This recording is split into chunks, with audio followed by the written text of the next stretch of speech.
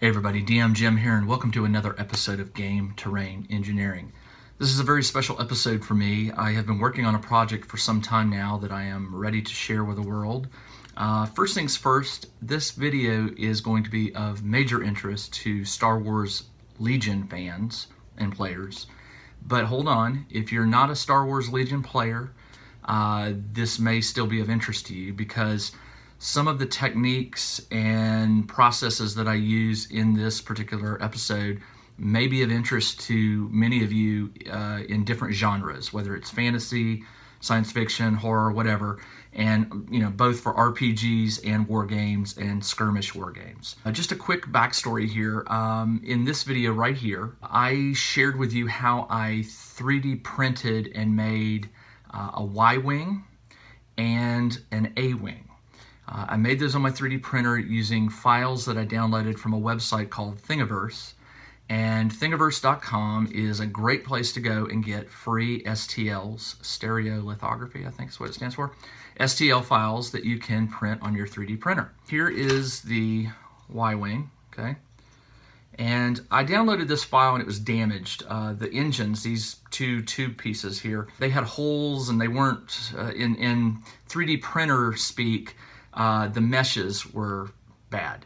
So I basically recreated these from scratch. Printed it out, painted it, and I have a Y-wing. I don't have the A-wing with me, it's up in my office, but the A-wing was smaller, faster. I don't even remember how long that took me to print. That video will probably tell you. But I like the idea of ships as terrain. In Star Wars universe, so many key scenes in the movies take place in locales where you can see ships nearby. You can think of like the Yavin 4 base with all the X-wings and the Y-wings and everything around while Luke is talking to his friends. Another famous scene is the Hoth inside the base there, where you've got the land speeders or snow speeders, and you can see the Millennium Falcon in the background and things like that. So many of the great scenes that make perfect tabletop layouts for Star Wars Legion can be duplicated just by 3D printing, some ships. So I've been 3D printing more ships, the Y-wing, the A-wing. Well, let me show you a couple more I've done. This is the X-wing, okay? It's to scale, Star Wars Legion scale. You can see it's about the same size, maybe a little shorter. Yeah, about the same size as the Y-wing. Another one I just finished making, hold on.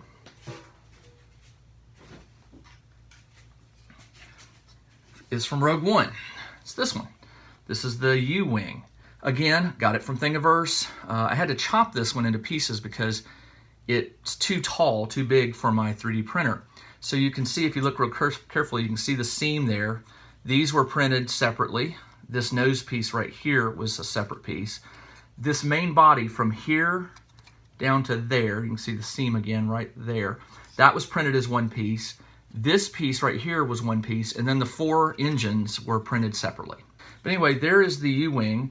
This right here is chipboard that I glued just because these are very flimsy, and this just gives it a little extra strength to keep these from snapping off. So there's the U-wing.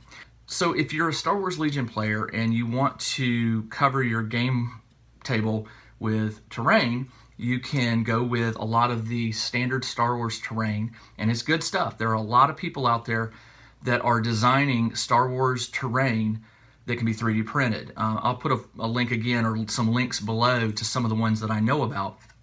And they're great. You can print some of the buildings that you would see on Tatooine, the Imperial bunkers and things like that. I even made my own Imperial bunker in that video right there.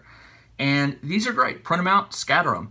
But for me, Star Wars is about the ships. Always has been. I just love the X-wing, the Y-wing, the U-wing. And so these make great things to put on the tabletop to block line of sight, to hide behind, put your miniatures behind them to seek cover. And they're good size, right? But all of this leads me up to one significant project. And let me just tell you real quick. Whenever I play a war game, whether it's Frostgrave or Star Wars Legion, anything like that, I like a centerpiece. I like something in the center of the table. A centerpiece doesn't have to be extravagant. It just needs to be something that sort of blocks the vision between the two warring parties so that they have to sort of move in and go around and get the right angles. I was thinking that, the last time I was at my gaming store, the Star Wars terrain was kind of eaten up. There were a lot of people that had pulled it off the shelves, and so you were sort of stuck with random Warhammer type stuff. But for me, I will try to always bring some of my own terrain just so I have something Star Warsy to put on the table. And it occurred to me that for a centerpiece in the Star Wars universe, there's a lot of potential out there. I saw a photo, and I'm going to post it here, and I thought, man, that's pretty slick. It's good size. You can find the file on Thingiverse, and would make a great centerpiece. But I don't play the Imperials. I play the Rebels. I like the Rebels. So I started thinking, what could I put in the center that would be doable, that would make a good Rebel centerpiece? A lot of ideas come to mind, and I'm sure you're thinking what I'm thinking. Maybe not. Are you? Let's take a look. This is what I came up with. You ready? Yes, that is a Star Wars Legion scale Millennium Falcon. 3D printed. Took a long time. And it's awesome. Even if I didn't make it and I saw this, I would just be flipping out. I get to see this on my table now, although I'm running out of places for it. It's so big. Weighs about 5 pounds. You're probably interested in how I made this. So I tell you what, let's get to the video.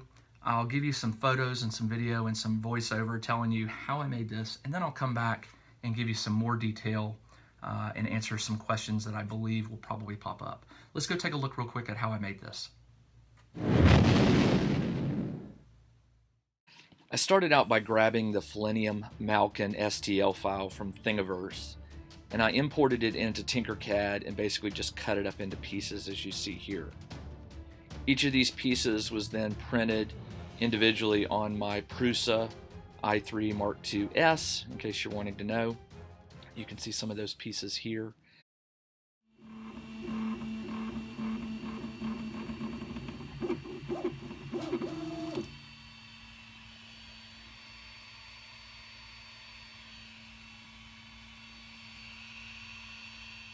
Here it is. The piece on the right was the last piece I had to print. Took 9 hours and 8 minutes. I haven't added up the total time on this yet, but it's a lot of printing time. But there it is. It's not the Falcon has not been destroyed. It is just not glued together. And let me get a close-up here for you. All the pieces are hollow. They don't look it. They have solid on the sides where I sliced it. I sliced it down the middle and then into six pieces. So there's a total of 12. But there's actually 13. This little piece goes on the end. And then the cockpit up there, right there, that would be 14. But basically 12 large sections. This would probably have to be right here, the biggest section with the guns on the end. Really large. These took well over 14 hours. I don't have the exact time yet. I'll include that in the video. But there you go. Everything is printed out, and now it's time to glue it all together and then prime it. Actually, after I glue it together, I'm going to have to, there's going to be a seam where I made the cuts, and the seam will have to have some filler that I've got. I'll show you that in a minute. And once the seams are done and it's sanded down, then I can prime it, then I can paint it. So here we go. All right, so for gluing all the parts together, I'm going to be using this JB Weld Clear Weld Quick Setting Epoxy. Not good for your eyes or lungs, so I'm going to be wearing a mask and eye shields. I'm also going to use my Dremel with a sanding drum to rough up the edges that are going to be glued. I'm going to get muffled here in just a minute. All right, got my mask on. Love wearing these. Let's just see what this does.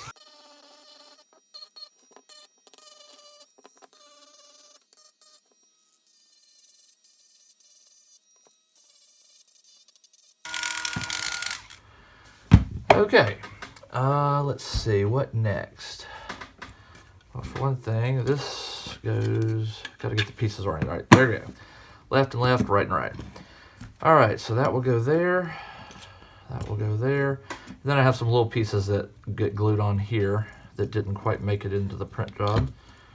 Okay, so for the plexi, for the clear weld, it basically says to squeeze out enough, mix it up with a stick, toothpick or something, and then apply it, and it takes about 5 minutes to set.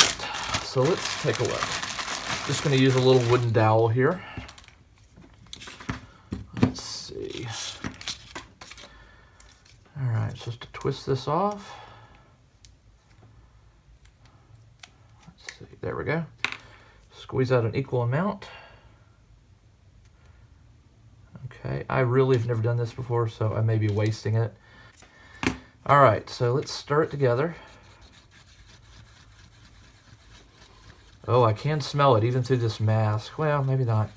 A little bit. I'm trying to keep it away from my face. All right, there we go. It's very thick. All right, let's apply some on here.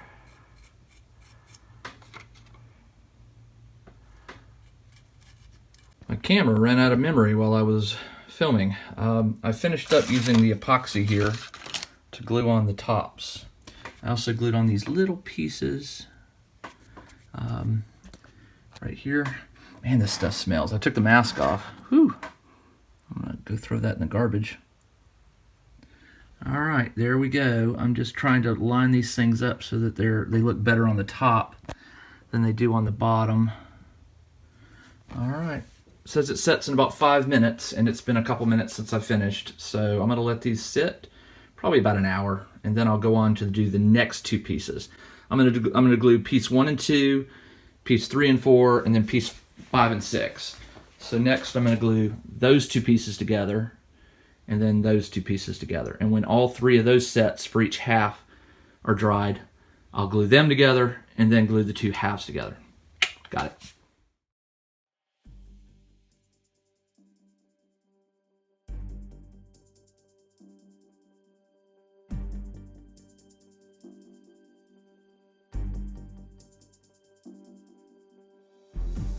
And yes, it's that well balanced that it would stand on the nose. Here you can see it on my wooden floor, but for scale, I took a picture with some sunglasses and a hat.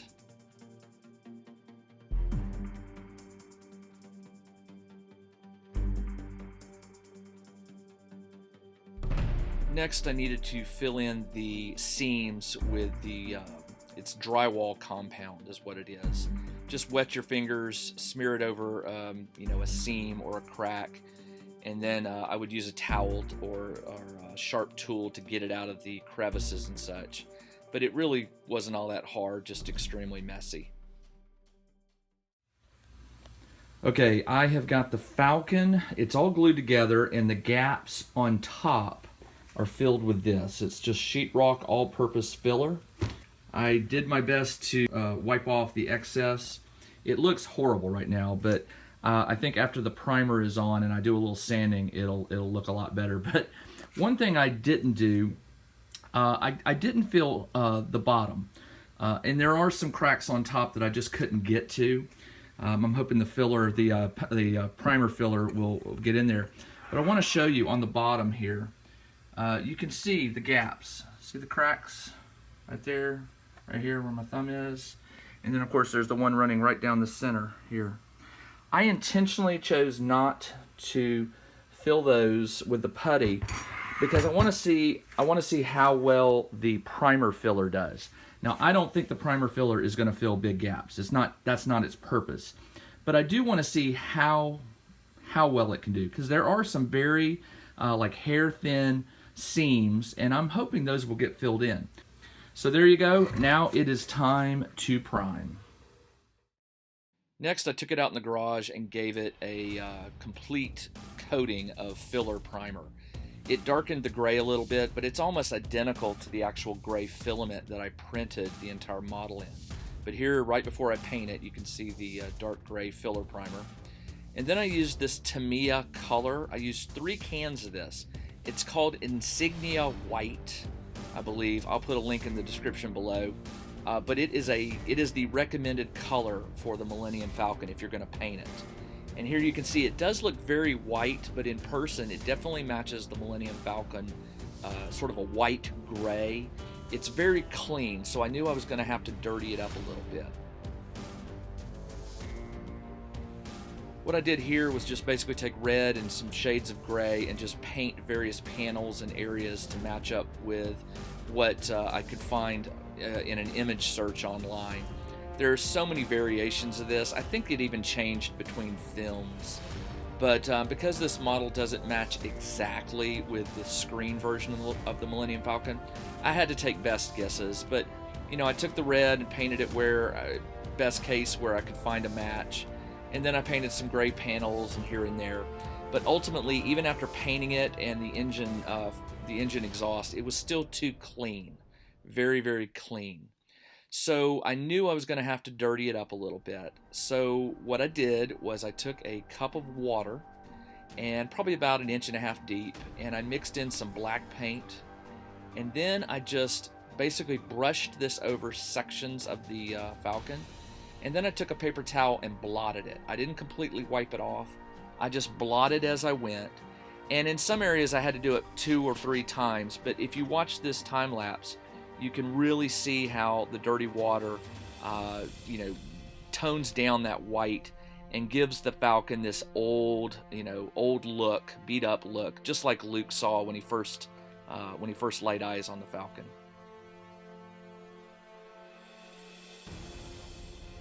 Here it is. There are a few things I still have left to do here. I need to get the exhaust ports a little darker, and I also need to paint the rear engine, but overall I'm pretty happy with it.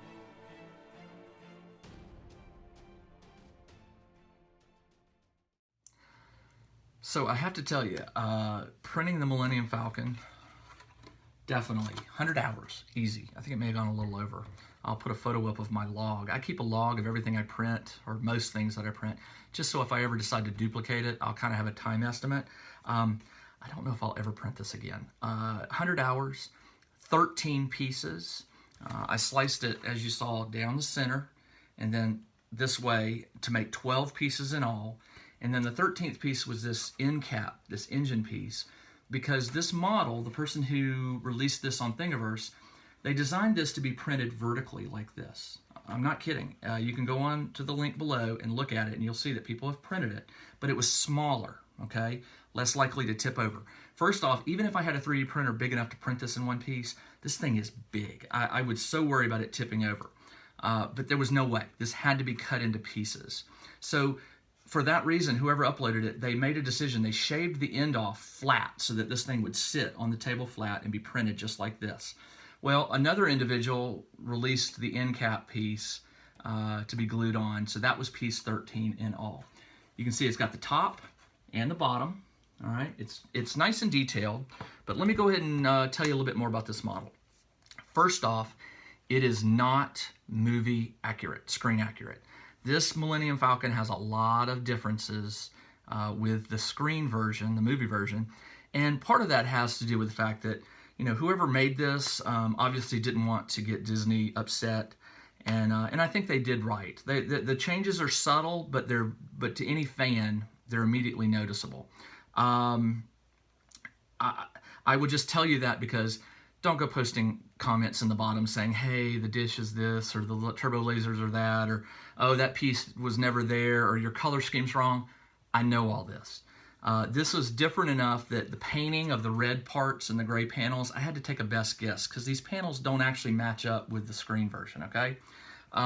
So yes, I'm aware it does not look exactly like the Millennium Falcon, but it's close enough that from a distance, it is the Millennium Falcon. It's when you get closer, then you start noticing some subtle differences. But for my purposes in a Star Wars Legion game, it's fine. If you want a screen accurate version, good luck to you.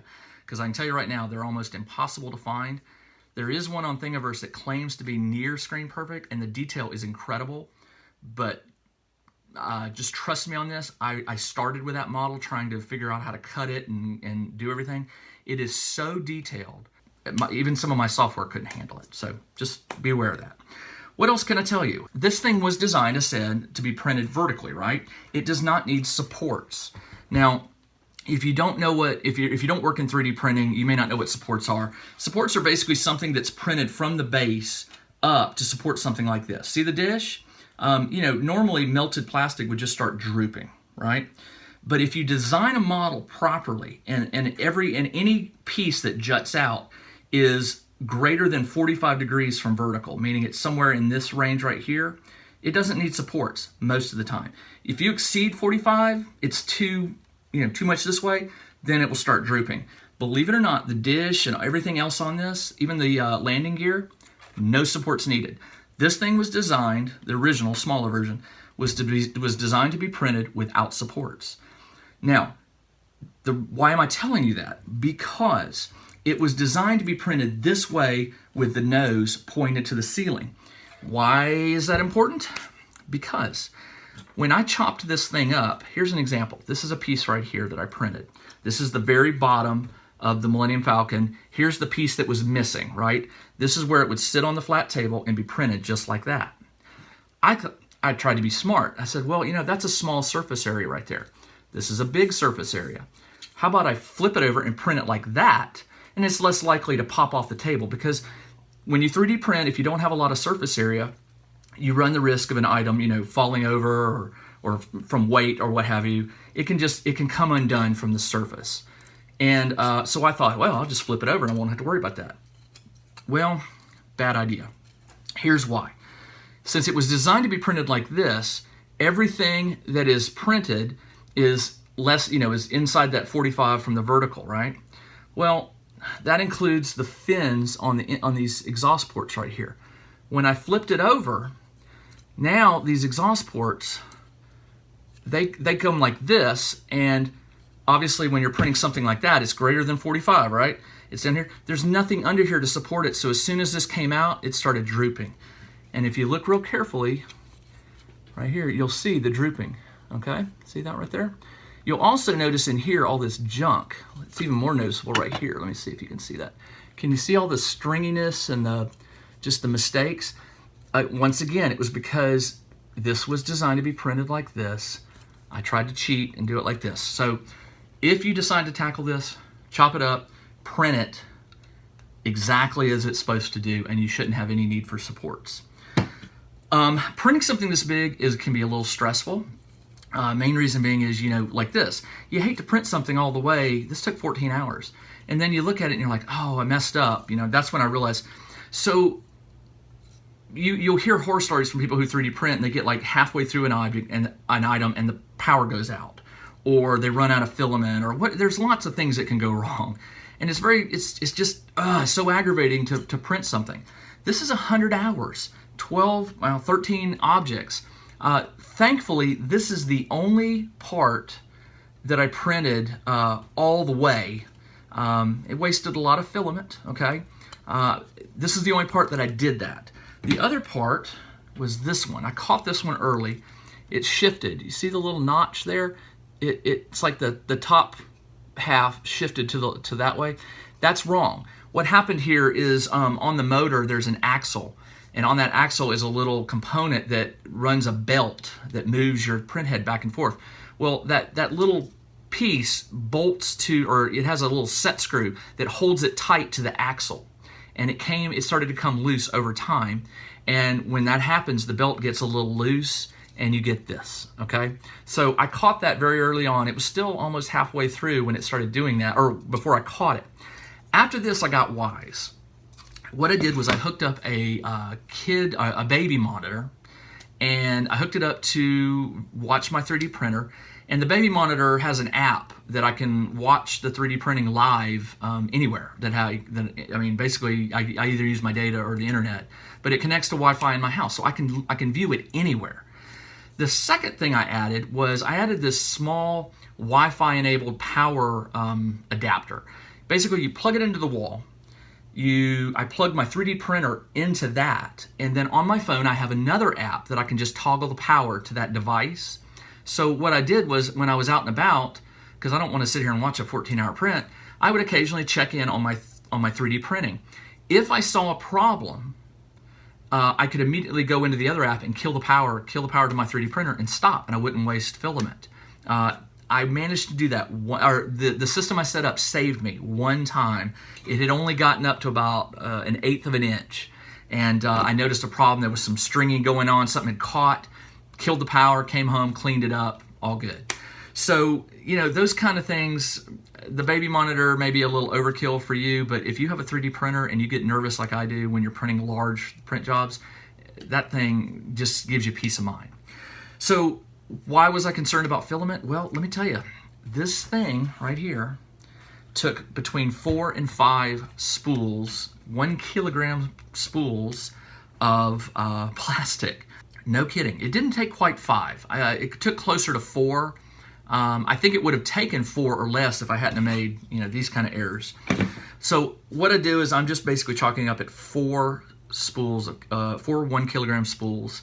I paid about $20 to $23 per spool, so that comes out to about $80 to $100, with shipping. You figure all that stuff in. It's under $100 in filament. I probably spent about $125 in filament because of mistakes. So, the Millennium Falcon, as it is right here, minus the glue, the epoxy was like $6 or $7 to glue it all together, and then the paint, whatever the paints have cost, but I have those by the tons. I'm going to value this at maybe, I don't know, $150, maybe less than $200. And that's important because, just as a joke, I took this file and I made it big, Star Wars scale big, and I sent it to Shapeways. Was it Shapeways? Yeah, shapeways.com, which will print anything you send them. You send them an STL file and they'll let you choose the material, and you can print in gold and all kinds of craziness. No, they would not print this in gold, so I don't know what the cost of that was. But I submitted it, and $4,700, almost $5,000 they would charge to 3D print this. Now, granted, it would be a much nicer print job because they print using a method called SLS, which uses a laser to harden a very fine powder. So the resolution would be outstanding. I also think it'd be a little lighter. But $200, let's just say $200, $4,700. I can handle the defects and the fact that it doesn't look as polished and perfect as I would like. $5,000 would buy me a lot of 3D printers. It would buy me a couple laser cutters, things like that. But hey, if you got the money and you want your own Millennium Falcon, scale it up and send it off to Shapeways, and they'll only charge you $4,700 plus shipping. I don't know what shipping is.